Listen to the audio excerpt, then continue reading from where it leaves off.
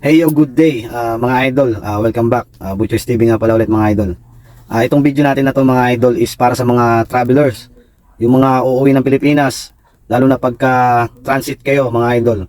Marami nagtanong na rin sa akin dahil alam nyo na galing ako sa bakasyon.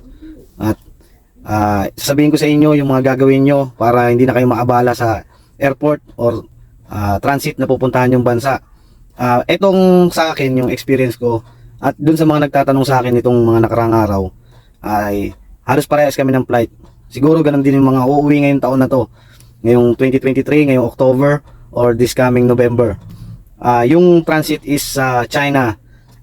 China, Guangzhou. I think Guangzhou yun mga idol.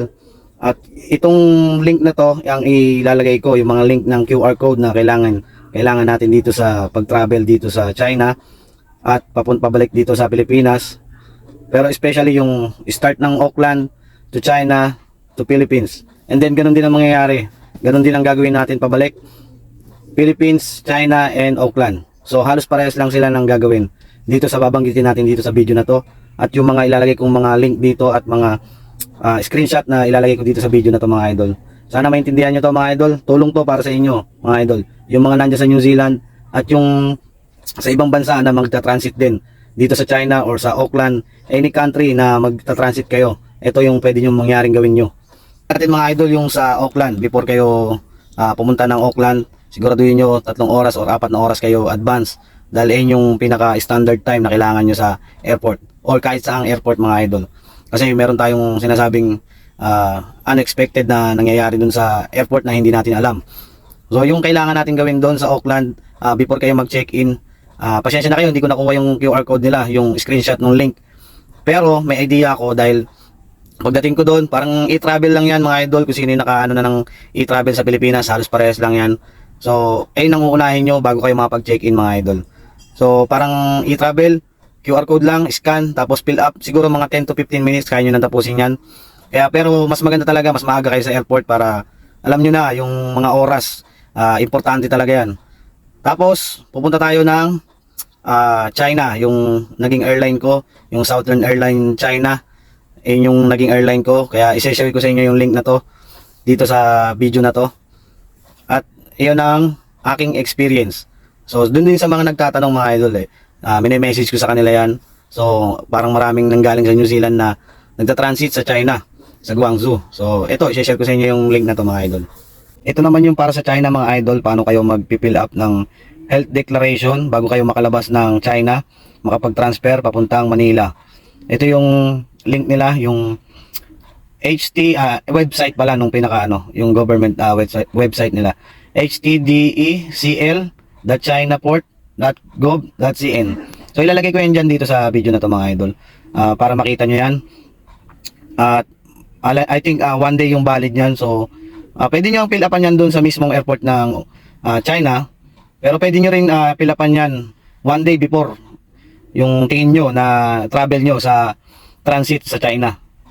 Ayan, bibisit nyo lang yan mga idol, yung htdecl.gov.cn. Yun mga idol So ayan, tingnan nyo lang yan mga idol. At dadaling kayo niya sa fill up form. I think 1 day nga yung valid nyan. So tingnan nyo na lang dyan mga idol. Mga idol, paalala ko lang sa inyo, walang internet dun sa airport. Mahihirapan kayo through internet. Dun sa experience ko, hindi ako maka-attach dun sa internet nila, hindi ako maka-reach ng internet nila. So meron silang internet free, pero walang mag-a-assist sa'yo idol. So mayroon dyan sa may, bago kayo lumabas ng exit, dun sa nag-i-scan ng QR code nila. So punta kayo dun sa may gilid, sa sulok na sulok, meron dyan para siyang ATM machine. Ayun yung nila, yung source of internet nila.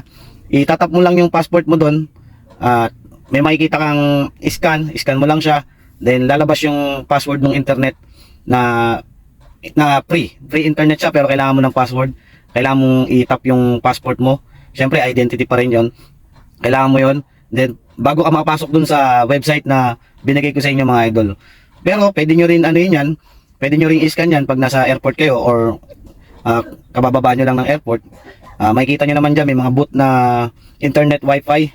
Ayan, yung mga free wifi nila dyan. I-scan nyo lang yung passport nyo dyan para makakuha kayo ng password ng internet.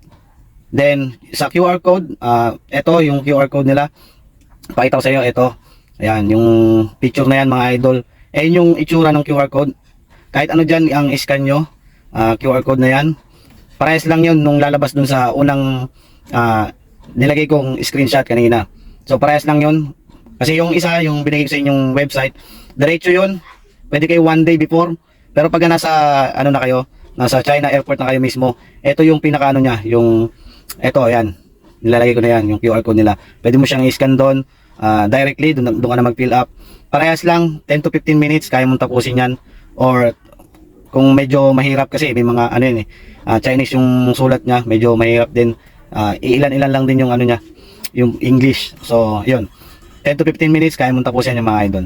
So, ayun ang may tutulong ko sa inyo about dun sa China. Meron diyang booth para sa internet. I-scan mo lang yung passport. Then, lalabas na yung print the receipt. May piprint dun yung password ng internet. Then, dun na kayo makapagsimula para makapag-fill up kayo ng, ng health declaration nila dyan sa China. Ito yung example ng ano nila, ng pag-fill up para dun sa QR code na kailangan para sa exit mo sa China. Ayan, yung picture na to, yung screenshot na to. Makikita nyo dyan sa ibabaw yung yung chinaportgov.com .cn siya pala. Then, ayan, health declaration, makikita nyo dyan yung yung example. Ayan, sunod-sunod dyan. Siguro mga 2 to 3 page yan mga idol. Ayan, pilapan nyo lang yan. Then, yun. Sunod na tayo sa e-travel. Halos parehas lang yan ng e-travel. So, ang pagkakaiba lang dyan is yung validity. Dito kasi sa China, siguro halos 1 day lang siya. And dito sa e-travel sa Pilipinas ay 3 days. So kahit 2 days before, 3 days before kayo mag-fill up, yung alam nyong makapasok kayo ng Pilipinas na validity nung e-travel, 3 days pwede, 2 days pwede. So ayun, e-travel tayo mga idol. So ito mga idol, e-travel naman to mga idol. Pamilyar na kayo dito. e-travel.gov.ph. So ayan, yung screenshot niyan ipapakita ko sa inyo. Ito naman yung pagpasok nyo ng Pilipinas at paglabas ng Pilipinas. Once lang to, pagka exit, once lang. Pagka palabas kayo ng Pilipinas, magpipilap ulit kayo nito mga idol. So ganun din ang gagawin nyo, labas at pasok lang. And yung e-travel na to, 3 days pwede mo siyang pilapan before kayo mag-flight. So malaking advantage to na hindi kayo maistorbo sa flight. Ayan, napakadali lang gawin yan, napakasaglit lang. 3 days pwedeng gawin. Halos pare-pares lang yan ng QR code.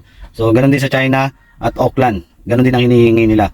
So parang ganun din sa mga ibang bansa na panggagalingan nyo, halos ganun na rin. At yun, salamat sa inyo mga idol. Sana naintindihan nyo yan, yung sa e-travel, tsaka yung sa mga QR code sa Auckland, New Zealand, at sa China, yung health declaration nila para makalabas ka ng China at makapasok ka ulit ng China. Kasi balik lang yan mga idol. Pagbalik nyo ng China, ganun din ang gagawin nyo ulit. And Auckland, ganun din ang gagawin nyo ulit. So parang ibabalik mo lang yun, parang Auckland to China, China to Manila, and then Manila to China, and China to Auckland. So ganun lang din ang gagawin nyo. Kung anong ginawa nyo una, ay hindi ang gagawin nyo pabalik. So yun, God bless sa inyo mga idol. Salamat at mga nagme-message sa akin mga idol. Hindi ko maisa-isa kasi sa message. So ginawan ko ng video para isahan na lang. So yun, sana nakatulong sa inyo yung paliwanag na yan para ready kayo sa pag-alis nyo sa New Zealand at dito sa Pilipinas. God bless sa inyo mga idol.